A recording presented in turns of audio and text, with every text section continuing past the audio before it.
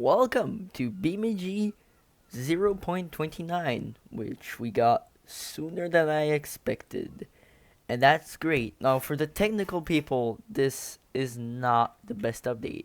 But for normal people who like just content, we got a pretty big gift. This is not all of the stuff. These are just a few of the vehicles. So, let's get into it.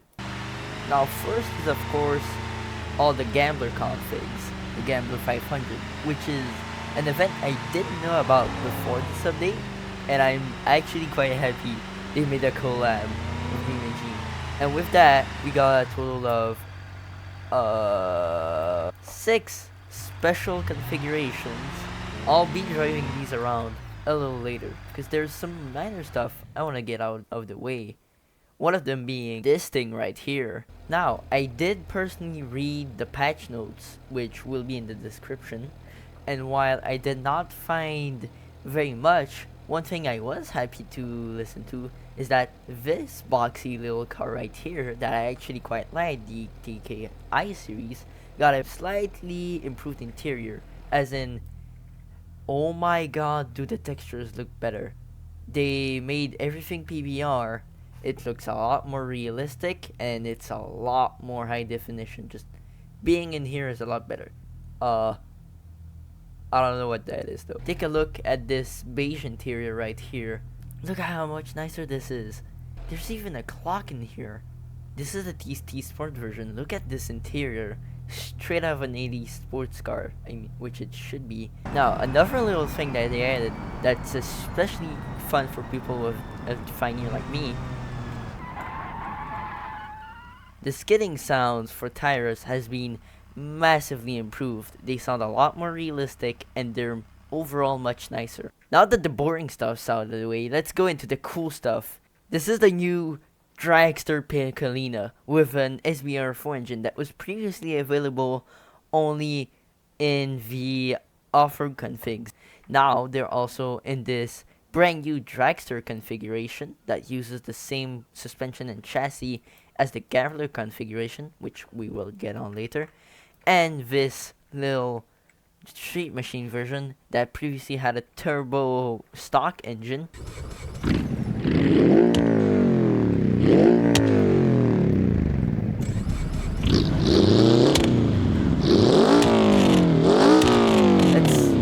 And this thing is probably the fastest Kalina yet. Let me just show up the UI. I know it's gross. It's my 3-year-old UI.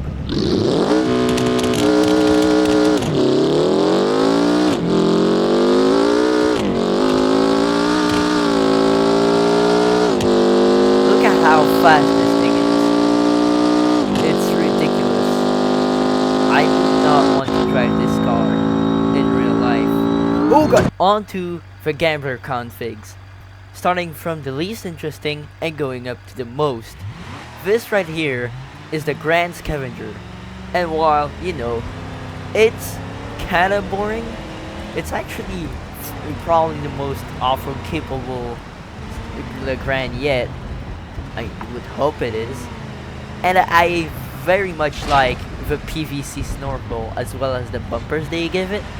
But compared to some of the other stuff, it's kinda boring. Also, you gotta love that everything is loose on these things. Next up, this is the Legrand Crocodile. And in my opinion, it just looks goofy as hell. Yeah, not much to say here either. And yes, once again, this stuff's loose. You can just shake it around and stuff.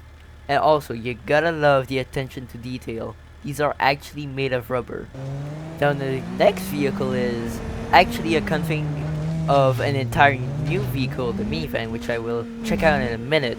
And it's really cool in my opinion. I gotta love how the roof is a boat, and it's got this massive exhaust right here.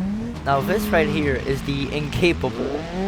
Some dumbass welded a trailer to a Corvette, and the result is predictable. It's really rough riding is because of the rear trailer suspension. It has no ground clearance. It definitely deserves the name being capable. Now we're getting to the spicy stuff. This is the Iron Owl, a burnt down Civetta bolide that's been swapped with the drivetrain for a 4-wheel drive Legrand, except it's all in the back. It's an off-road supercar. What more could you ask for? And it's even cooler than the Scintilla diesel version in my opinion, just because of how redneck it is. Now onto one of the minor disappointments I have with this update, the Pugin. Now, what could be disappointing about it? It's really cool. It's got a Gavril D-Series axle. It's got a shit bar. The reason I'm disappointed is because they made a post saying, what should we name it? And the most upvoted comment, which I really liked because of the joke, was emergency services. I don't think I need to explain that. But they named it the Pugin, which is so much more boring. Cool thing nonetheless.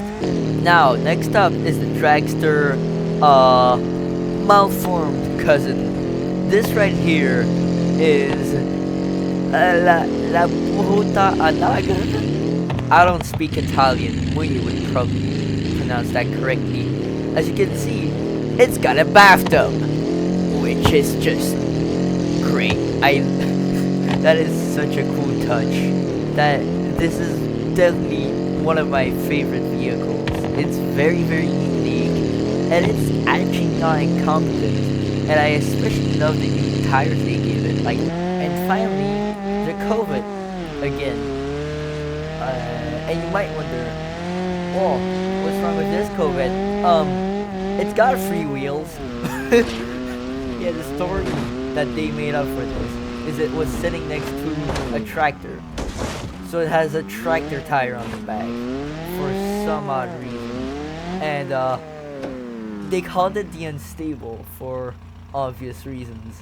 This thing is straight out of Mad Max. This is the kind of shit you would build out of Lego as a kid. Now, although I absolutely love the new Gambler configs, I have one complaint. Why didn't you give one for the D-Series? It's like the most iconic vehicle in the game. So, as you can see, I've now moved to West Coast USA to try out this thing.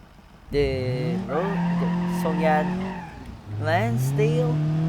I think that's how you pronounce it. It's a minivan. As somebody whose family car is a minivan, I'm actually quite excited. Yeah, so this is the Velasquez City Garage version, as you can see. And I'm just kind of hooting around, but this car has an insane amount of detail. I mean, look at this. Look at this interior. It's worn out, like it's a work truck. And it's actually worn out. It's actually worn out, which is super cool. If I pull over here, that was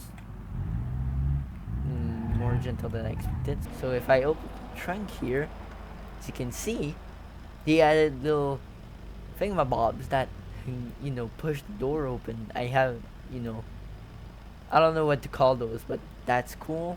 The sliding doors are beautifully made. I mean, look at this. Look at the amount of detail. I mean, if you look at this piece, you can't see it very well, but it actually does turn. The model is superbly made. Nothing's missing. I mean, this is the kind of attention to detail I expect from the BeamNG devs. They found a way to make a lot of configurations. I mean, there's a lot here to do. There's European versions that are diesel. There's a taxi right here. There's even off-road versions. And whatever the fuck this goddamn thing is. Thanks! I fucking hate it. Let's go destroy this thing because it's what it deserves. Oh no. And it drives like shit. Over the fence you go. So I'm here at the racetrack. BeamNG.Drive because there's actually a proper race type here that honestly, so far, it's a race minivan. I don't know what to expect, but it's handling this very, very well. Like, this thing would probably be competitive against some other cars like the Wendover or the LeGrand. So I'm here at the dragster with the two new dragsters.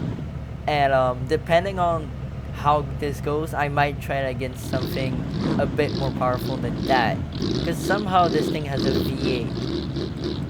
Which, don't ask me how, because I don't know.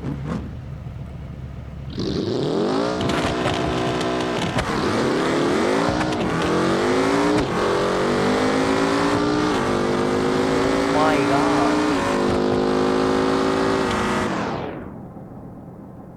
So here I've got something a lot more comparable, the Dragster Pessima, and I have a feeling this is gonna go much differently.